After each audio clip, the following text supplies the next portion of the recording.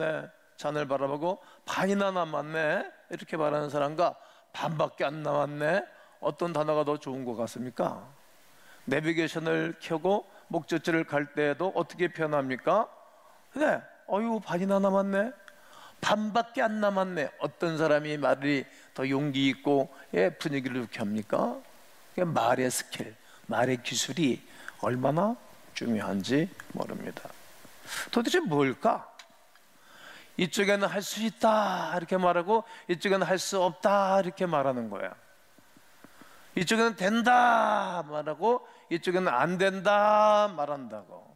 이쪽에는 해보자 이렇게 말하고 해봐도 소용이 없다 이렇게 말하고 해보니까 되더라 이렇게 말하고 해봤자 소용이 없다 이렇게 말합니다. 저는 수많은 분들을 봤어요. 도대체 뭘까? 똑같은 상황, 똑같은 조건 속에서도 이렇게 상이할 수가 있을까? 이것이 인간사고 그리고 모든 사람의 삶입니다. 무슨 말인지 여러분 이해가 가시죠?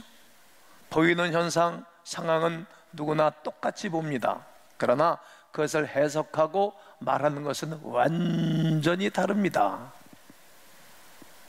왜 사람마다 다르게 해석하는 걸까요? 어디에 이유가 있다고 여러분 생각해 보신 적이 있으십니까? 어디 가나 지도자급에 있는 분들은 이런 생각을 많이 하실 것입니다. 딱 정리하면 믿음과 불신의 차이입니다.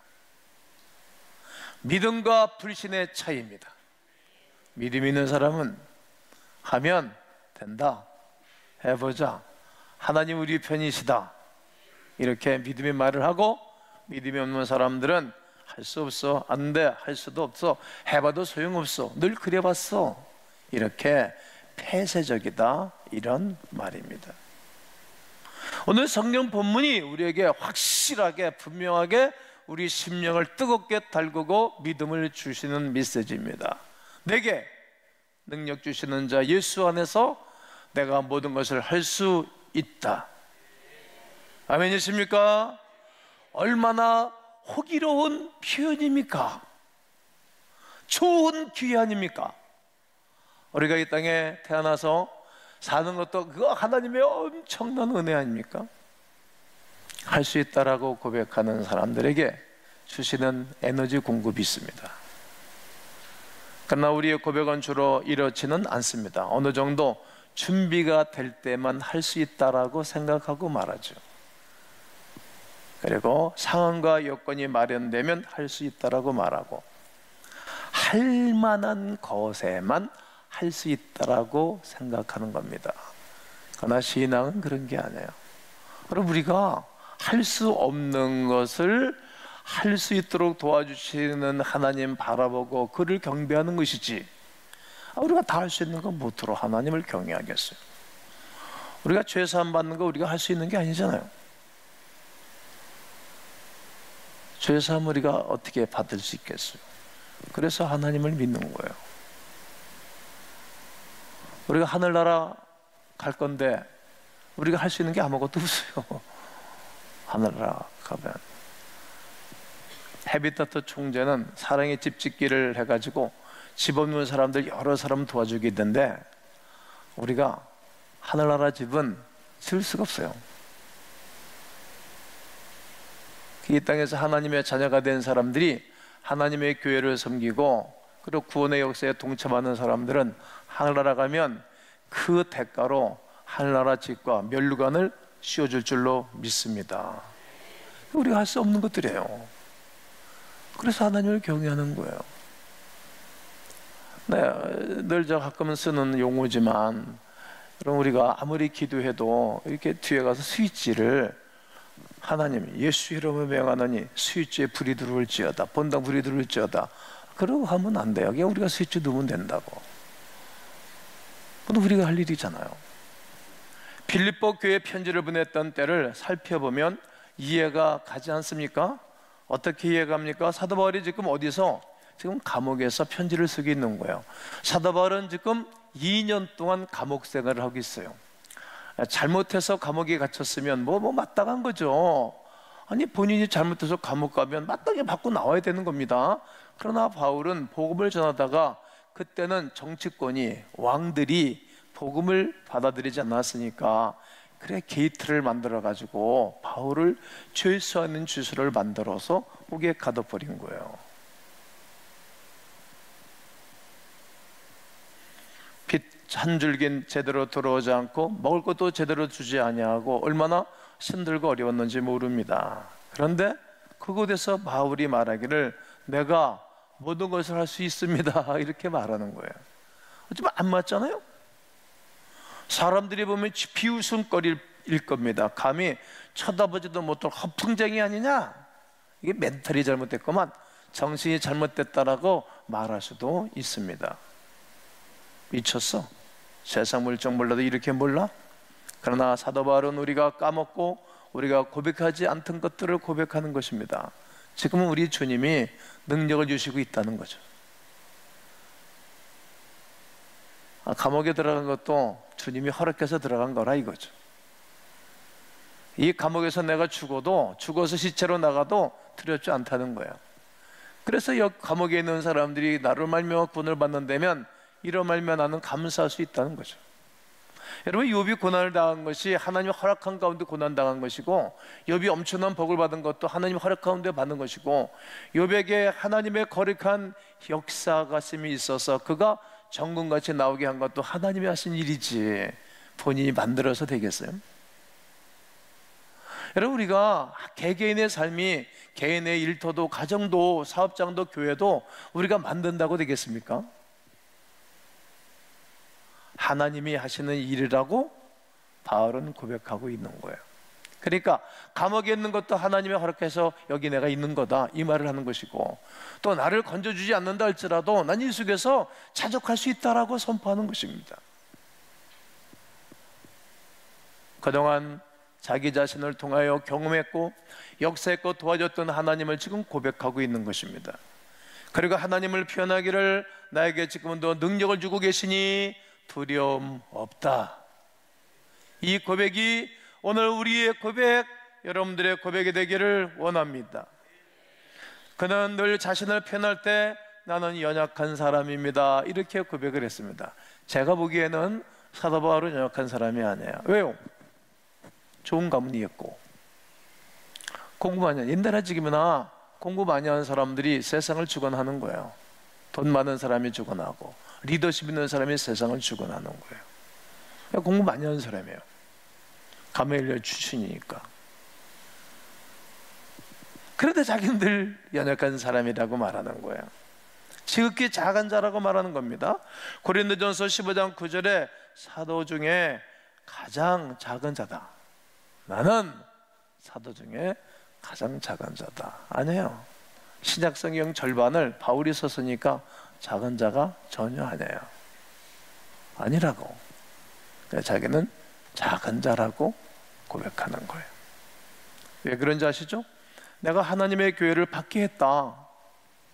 하나님의 교회를 유익하게 한 것이 없고 하나님의 교회를 박해하고 성도들을 괴롭히고 옥에 갖다 쳐넣는 일을 내가 했기 때문에 작은 자이고, 그리고 나는 사도라고 나는 부르기에도 너무 부끄럽고 창피하다 이런 말입니다.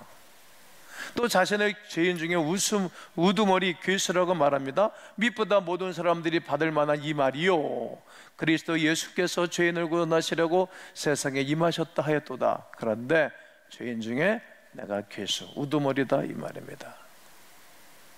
그런 자일지라도 예수 그리스도를 믿으면 새로운 피조물이 됩니다.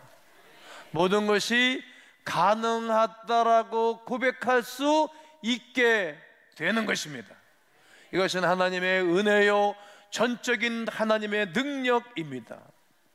자기 자신을 난 지극히 작은 자, 죄인 중에 우두머리 괴수라고 말해놓고 난 다음에 그가 뭐라고 말합니까?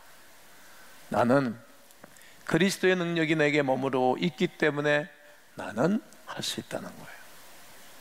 내가 궁핍함으로 말하는 것이 아니다. 살다 보면 사람이 궁핍할 수가 있어요. 그렇게 슬픈 건 아니에요. 그런 코스를 지나가면서 우리 반응을 하나님께 어떻게 보이느냐, 이것을 하나님 보세요. 실은 사람들도 봐요. 사람들도 어렵고 힘들고 기분 나쁠 때 반응을 어떻게 보이냐. 그래, 하나님이 그것도 허락한 것이니까 하나님 앞에 묵묵히 서 있는 것. 내가 뭔가 잘 되고 그러면 우리가 신바람 나고 분위기를 좋게 하고, 내게 좀 위협이 오고 내가 좀 어렵고 내가 좀 무시당하면은 찬바람을 흉흉 일으켜야 되는 것입니까? 그건 믿음 없는 행위겠지요. 사람들이 보고 있어요. 또 하나님이 보고 계신 거예요. 그때 너는 어떻게 표현하냐? 이것이 하나님이 우리를 평가하고 바라보는 것입니다. 바울은 내가 궁핍해도 배도 고파봤다. 또 어떤 형편이든지 나는 그런 가운데서 자족하기를 배웠다. 자족이란 말은 하나님의 절대 주권을 인정한다는 말입니다. 여러분, 교회 하나님이 주인이시고 역사하시는 것을 인정하시죠? 절대 주권을 인정하는 것입니다. 사놔주거나 하나님의 것이라고 겸손히 늘 내 자신을 주 안에서 낮추는 것입니다. 사도 바울이 말하는 자족은 그리스도께 주시는 능력으로 말미암는 자족이요 하나님께서 주시는 평강이었기 때문에 내 것이 아니고 하나님의 것이기 때문에 늘 겸손할 수밖에 없었던 그의 고백을 보게 됩니다. 그가 전도여행을 가만히 들여다보면 그가 만족과 평강을 누리던 때가 정말 있었을까 할 정도로 늘 고난의 연속이었습니다. 삶의 위기가 고린도 후서 11장을 읽어보면 늘 있었습니다. 그러던 그가 빌립보 교회를 편지를 쓰던 그 시기와는 2년이라는 긴 기간을 감옥에서 보내면서 시간을 내서 이 편지를 쓰는 것입니다. 그런 가운데서도 자족하고 감사하는 거예요. 조건이 맞지 아니하면 불행하다고 생각하기 때문입니다. 그러나 바울은 자족의 삶을 배울 수 있었던 이유를 구체적으로 이야기를 이렇게 합니다. 나는 피천에 처할 줄도 알고, 여러분 살다 보면 피천에 처할 줄도 있는 거예요. 욥처럼 말이죠. 풍부에 처할 줄도 알고. 우리 교회 정말 화려하게 산 분들도 있잖아요. 그것도 좋은 거예요. 그렇게 한 번 살아보면 좋은 거예요. 모든 일 곧 배부르고 배고프기도 당해보고 풍부해 보기도 하고 궁핍에도 처할 줄을 알아. 이 단어가 우리에게 감동을 주는 거예요. 따라해보세요. 일체의 비결을 배웠노라. 그게 전천후 인간이 되는 거예요. 이렇게 가볍게 까불고 흔들면 못 쓰는 거예요. 하나님의 사람들이 일체의 비결을 나는 배웠다는 거예요. 궁핍한 가운데서도 자족하는 마음, 물질 없는 가운데서도 감사하는 마음, 어떤 환경 때문에 행복할 수 있는 것이 아니라 어떤 조건이 있어야만 감격과 가능한 것이 아니라는 겁니다. 예수 그리스도께서 함께 하시면 어떤 상황과 조건 속에서도 승리하고 이길 수 있습니다. 아이들이 울고 힘들어하다가 아버지가 탁 오시면 애들이 까르르 웃잖아요. 하나님이 함께하기에 자기는 두렵지 않다는 거예요. 주님께서도 말씀하십니다. 마태복음 6장 31절에 그러므로 염려에 이르기를 무엇을 먹을까 무엇을 마실까 무엇을 먹을까 입을까 하지 말라는 거예요. 이건 다 이방인들이 구하는 거예요. 이방인은 지옥 갈 사람들이 구하는 것이지, 하나님의 백성들은 상황과 조건 때문에 그렇게 실망하거나 낙심하지 않는다는 말이죠. 하나님의 자녀이기 때문에 그분이 인도하고 보호하실 것이기 때문에 자기는 감사한다는 것이죠. 다시 한번 본문 13절에 뭐라고 말합니까? 내게 능력 주시는 자 안에서, 이렇게 엔 그리스토스, 헬라어의 한 문장입니다. 그리스도 안에서 말이죠. 바울이 이런 고백을 할 수 있었던 것은 어떤 고백입니까? 나는 예수 그리스도를 만났다. 그분의 만남으로부터 이런 고백을 할 수가 있는 것입니다. 예수님을 만남으로 십자가 사랑을 그는 흠뻑 받았고 배웠던 것입니다. 내가 너희 중에서 예수 그리스도와, 내가 너희 중에서 예수 그리스도와 그의 십자가에 못 박히신 것 외에는 아무것도 내가 알지 아니하기로 착착에 딱 말하는 거예요. 얼마나 아는 것이 많은 사람인지 몰라요. 식견이 대단한 사람이거든요. 그런 사람일수록 머리가 복잡해요. 그래서 안 받아들여요. 많이 공부하고 많이 가진 사람일수록 왜? 얼마나 고생했으면 학위를 받습니까? 학위 그냥 뚝딱 받습니까? No. 본과를 나오고 대학원 3년을 나오고 그리고 석사가 되고 또 2, 3년 공부해서 학위를 받는다고. 이렇게 학위 하나 받는 것도 몇십 년 공부해서 학위 하나 받잖아요. 자기 논문을 써서 패사기까지. 한국 교수들이야 까다롭지 않지만 미국 교수, 영국 교수들 얼마나 까다롭게 하고 학위를 주잖아요. 이렇게 고생하고 공부하고 노력해서 받기 때문에 죄사함과 구원의 은총도 어렵다고 보는 거예요. 아니에요. 세상 방법이 아니라 그 그리스도 예수를 마음을 열고 영접하면 지금도 하나님은 구원의 은총을 주시는 것입니다. 그래서 바울이 이걸 알았기에 내가 십자가 외에, 십자가 달리신 예수 그리스도를 아는 것 외에는 더 이상 알지 않기를 원한다는 거야. 구원은 오직 예수로 말미암았기 때문입니다. 그러나 무엇이든지 내게 유익하던 것을 내가 그리스도를 위하여 다 해로 여겼다. 그리고 이 모든 것을 해로 여기면 예수를 아는 지식이 가장 고상함이라. 내 남편은 다른 남편 하는 것이 고상한 것이 아니라 요즘은 이상한 세상이 됐어요. 아이고, 왜 그런지 모르겠어요. 예수를 아는 것이 가장 고상하다는 거예요. 최고라는 거죠. 내가 그를 위하여 모든 것을 잃어버렸는데 배설물로 여겼다. 배설물 소변 대변으로 다 버렸다는 거죠. 그러니까 그리스도를 얻은 것에 대한 감격이 그에게 있었고 그가 늘 주시는 은혜가 있었기에 나는 모든 것을 할 수 있다라고 외쳤던 것입니다. 그러기에 환경과 상황에 자기 마음을 뺏기지 않고 상황과 조건에 그의 마음이 상하지도 않습니다. 마음대로 해. 나는 상관이 없는 거야. 초인이 된 거죠. 옥에 갇혀서도 법조인들아, 권력자들아, 죽여라. 나는 두려움이 없다. 이 말이에요. 때리고 싶으냐? 때려라. 마음대로 하고 싶으냐? 해봐. 목숨 내놨는데 뭐가 두렵고 뭐가 어렵겠어요. 하나님이 또 건져주시고 또 건져주시고 유익에서 건져주시고 1차, 2차, 3차 선교 여행을 마치고 그 로마에 들어가서 자기 새방에서 찾아오는 사람들에게 복음을 증거되 막는 사람이 없었고 그러고는 장렬하게 부끄럼 없이 마지막을 순교하면서 그의 인생을 마치는 것입니다. 가데스 바네아서 10명의 청당꾼들은 하나님을 믿지 못하였습니다. 내 안에 능력 주시는 하나님을 알지 못하였기에 불평하고 세상적인 보고를 해서 10명이 200만 명을 울렸다는 사실을 꼭 기억하십시오. 그래서 이스라엘 백성들 모두의 신앙이 흔들었습니다. 자족이 아닌 패배와 무력감을 전염시킨 것입니다.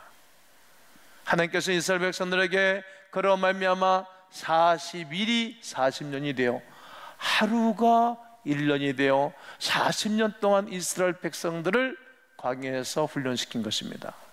스데반 안수 집사는 이 위대한 사실을 잘 봤습니다. 사도행전에서 너희 조상들이 광야 교회에 40년 동안 있었을 때 그들이 훈련을 시키고 그리고 광야에 집어넣은 거예요. 오늘 우리가 하나님의 교회와 그 이 땅에 살면서 하나님은 천국 백성으로 여러분 훈련을 시키신다고. 교회 생활을 짧게 하는 사람과 오래 한 사람과 차이가 그런 거예요. 교회 생활을 오래 한 사람들은 보고 배운 게 있어요. 많이 훈련되고 다듬어져 있잖아요. 이러면 하늘나라 가면 좀 살기가 편안할 거요. 그러나 신앙생활 별로 안 하고 훈련 안 된 사람들은 하려고 하면 다 부끄러울 거래요. 이것도 붙고 저것도 부끄러워. 다 붙고.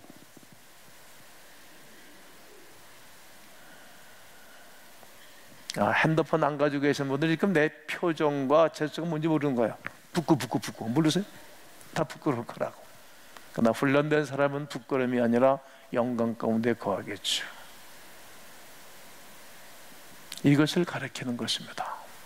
사랑하는 성도 여러분, 그렇다면 우리의 모든 삶 가운데에 예수 그리스도로 말미암아 자족함으로 나아가야 되지 않겠습니까? 언제까지 보여지는 것에 그렇게 마음을 이리 뺏기고 저렇게 뺏길 수 있겠습니까? 언제까지 보이는 것들 때문에 내 마음이 상하고 옆에 있는 사람까지도 상하게 할 수 있겠어요?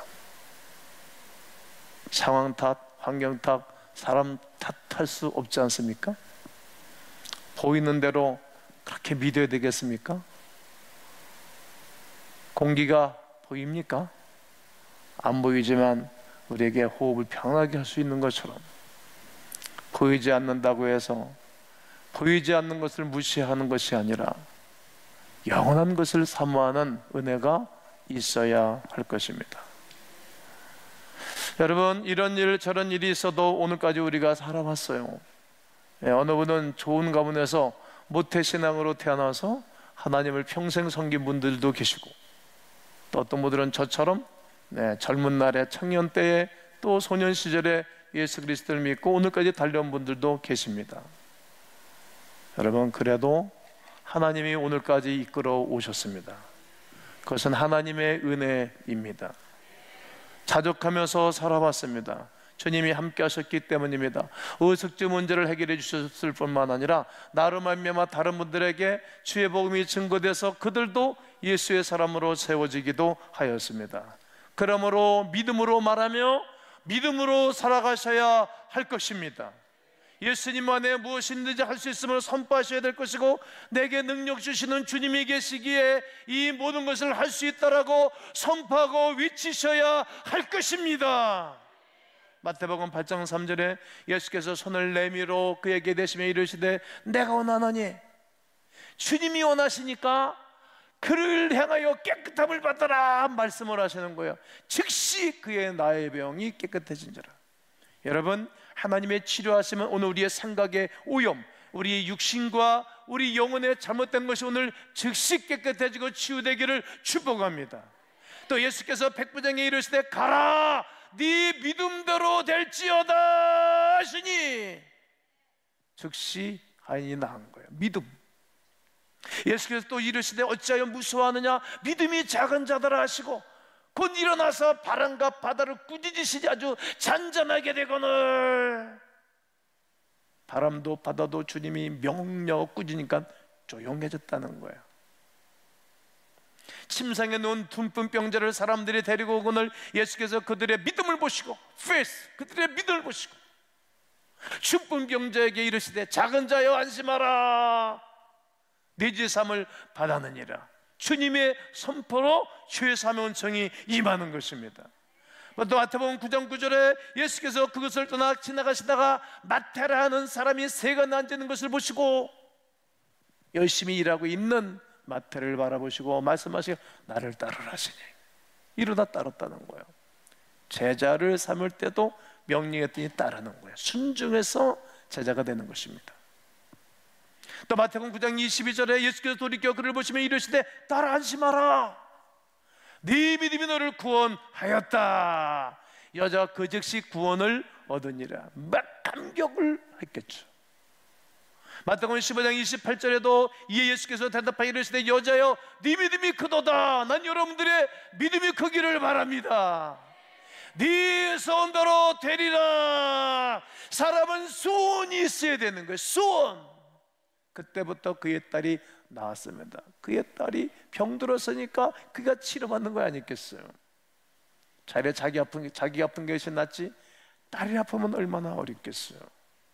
소원, 여러분들의 소원대로 되기를 원합니다. 누가복음 18장 42절에서도 예수께서 이르시되 보라, 네 믿음이 너를 구원하였느니라 하시며, 예수님도 모든 치료와 구원과 죄사함과 그리고 하나님의 거룩한 백성들의 회복을 말할 때 다 말씀으로 하신 것입니다. 자, 여러분, 세상 바라보고 세상 의지하는 것이 아니라 우리에게 능력 주시는 그리스도를 온 성도가 바라보기를 권면합니다. 모든 불가능을 가능케 하시는 주 예수 그리스도의 거룩한 은혜가 오늘 여러분의 생활 속에 한 주일 동안 또 남은 생애 가운데 있기를 주의 이름으로 축원합니다.